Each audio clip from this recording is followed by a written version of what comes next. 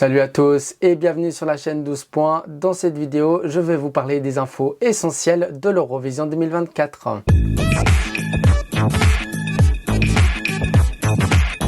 Suite à la victoire de la Suède avec Loreen et sa chanson Tattoo en mai 2023 à Liverpool, le pays nordique a gagné le droit d'accueillir le concours sur son territoire cette année. Avec cette victoire au compteur égalant le score de l'Irlande, le pays organise cette année l'Eurovision également pour la 7e fois. La Suède a déjà accueilli le concours auparavant en 1975, 1985, 1992, 2000, 2013 et 2016.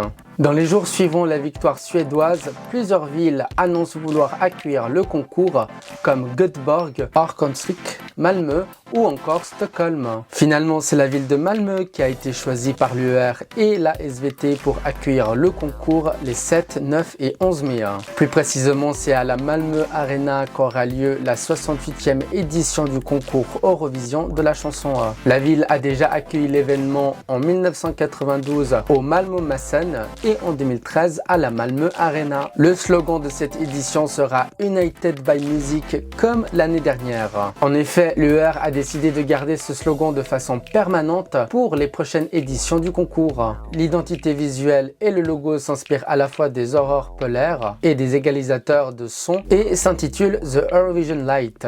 En français, les lumières de l'Eurovision. Un jeu de mots avec Northern Light, les aurores boréales. La scène, elle, est conçue par Florian Weider et Fredrik Stormby. Florian a travaillé avec des superstars et a récemment orchestré la cérémonie d'ouverture de la Coupe du Monde de football au Qatar. Il a aussi créé plusieurs scènes mythiques des anciennes éditions du concours européen. De son côté, Fredrik Stormby a déjà travaillé sur plusieurs éditions du Melody Festivalen et de l'Eurovision. La scène en forme de croix sera positionnée au milieu du public avec un mur LED en arrière-plan. Des énormes cubes LED seront aussi positionnés au plafond de la salle. Cette configuration promet une expérience à 360 degrés jamais vue auparavant au concours.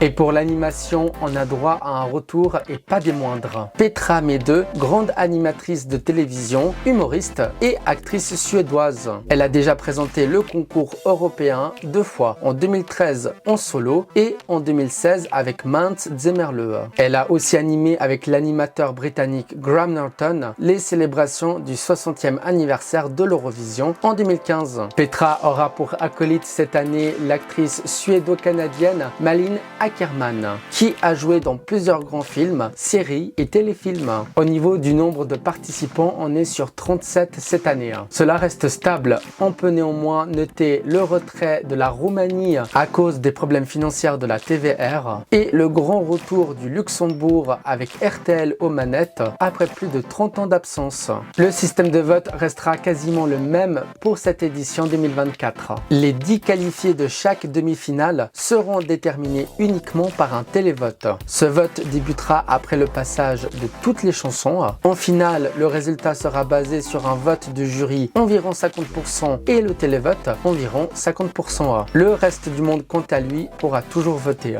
Quelques ajustements mineurs seront néanmoins apportés. Le reste du monde pourra désormais voter 24 heures avant le début de chaque show en direct. Et en finale, le public pourra commencer à voter dès le début de la soirée. Avant de continuer cette vidéo, n'hésitez pas à la liker, à vous abonner et bien sûr d'activer la petite cloche pour ne louper aucune future vidéo pour suivre cette grande aventure que sera l'Eurovision 2024. Cette année, petite nouveauté, les pays qualifiés d'office, cela veut dire les pays du Big Five, la France, l'Allemagne, l'Italie, l'Espagne, le Royaume-Uni et le pays hôte, la Suède, interpréteront leurs chansons en entier et en direct lors de la demi-finale où ils voteront. La répartition et l'ordre de passage des demi-finales sont connus. En première demi-finale, on aura dans l'ordre Chypre, la Serbie, la Lituanie, l'Irlande, l'Ukraine, la Pologne, la Croatie, l'Islande, la Slovénie, la Finlande, la Moldavie, l'Azerbaïdjan, l'Australie, le Portugal et le Luxembourg. À noter que le Royaume-Uni se produira après l'Irlande, l'Allemagne après l'Islande et la Suède après la Moldavie.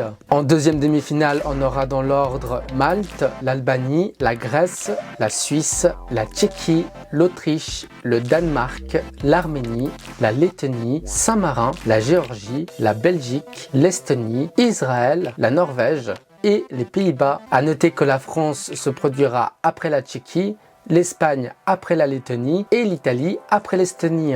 On sait déjà également que le pays hôte, la Suède, ouvrira la finale de cette édition. Plusieurs anciens représentants de divers pays ont essayé de revenir à nouveau sur la scène du concours européen, mais seuls 2 d'entre eux y sont parvenus, l'Islandaise Hera Björk et la Moldave Natalia Barbu. Un sujet est revenu dans toutes les conversations ces derniers mois, la participation d'Israël. Depuis le début de la guerre entre Israël et le Hamas le 7 octobre dernier, des appels à l'exclusion ou au retrait de l'État hébreu ont été demandés par plusieurs organisations, chaînes de télévision publiques et personnalités. L'UER, elle, a confirmé la participation du pays à Malmö. Qui succédera donc à Laurine et son tatou dans quelques jours? Réponse bientôt. Et vous, que pensez-vous de cette édition 2024 de l'Eurovision? Qui sont vos favoris? Écrivez votre avis dans les commentaires, c'est juste en bas de la vidéo. Et pour être au courant de toute l'actualité de l'Eurovision 2024, rendez-vous sur tous les réseaux sociaux de la chaîne 12 points. Et moi je vous dis à bientôt, ciao.